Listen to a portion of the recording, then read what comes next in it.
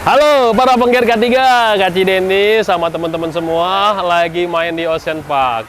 Sambil kita main-main, kita jawab semua pertanyaan-pertanyaan yang sudah masuk di subscriber Kak Cideni ya melalui YouTube-nya Kak Cideni. Oke, kita simak pertanyaan berikut ini.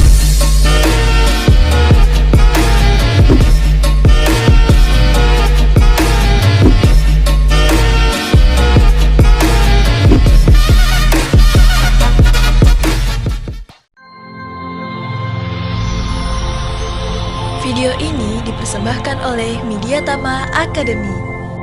Training K3, langsung kerja.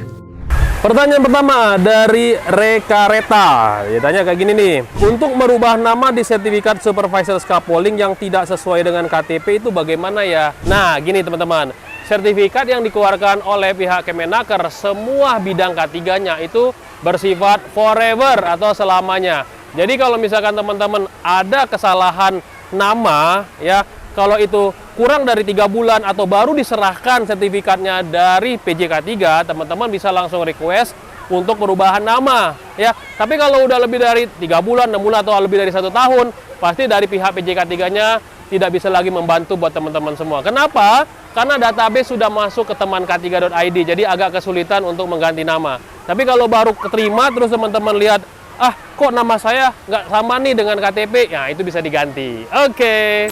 Pertanyaan berikutnya dari Iqbal Wijaya. Saya sudah like dan subscribe Pak. Terima kasih buat sudah like dan subscribe. Mau lihat nih, maaf baru lihat. Kalau untuk bekerja di pertambangan, baiknya ambil K3 bidang apa? Nah, kalau teman-teman semua masih fresh graduate dan ingin kerja di pertambangan, saran saya jangan langsung ambil yang sertifikasi langsung K3 pertambangan atau POP. Ambil dulu ahli K3 umum. Karena kan kita belum ada pengalaman tuh, ya, belum ada skill apapun, ya.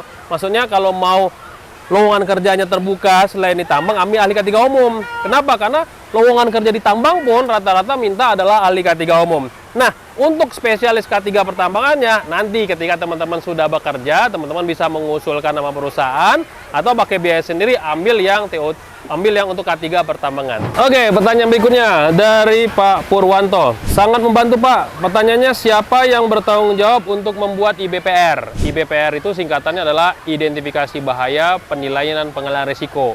Nah, kalau yang tanya siapa yang bertanggung jawab? Yang bertanggung jawab adalah siapa pemilik area tersebut. Tapi ingat ya, walaupun dia pemilik area ataupun dia bertanggung jawab di area tempat kerja tersebut, dia harus dibekali dulu yang namanya pelatihan IBPR ya.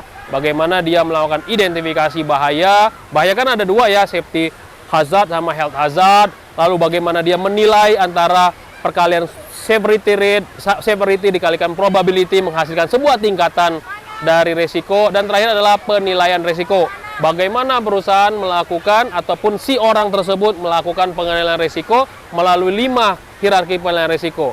Eliminasi, substitusi, rekayasa engineering, administrasi, dan APD. Oke, pertanyaan berikutnya dari Dodi Aprizal. Wah, panas juga ya. Kita buka baju aja dulu ya. Nah, oke, kita bahas lagi ya. Dodi Aprizal, saya lulusan S1 pertambangan, saya operator alat berat. Sertifikasi yang tepat untuk saya ambil baiknya apa ya? Nah, jadi kalau teman-teman S1 pertambangan, ya operator alat berat, ya, dan sudah kerja di pertambangan, ambilnya yang POP aja, ya. Jadi K3 pertambangan, jadi teman-teman bisa menjadi nanti kedepannya menjadi kepala teknik tambang kayak gitu ya.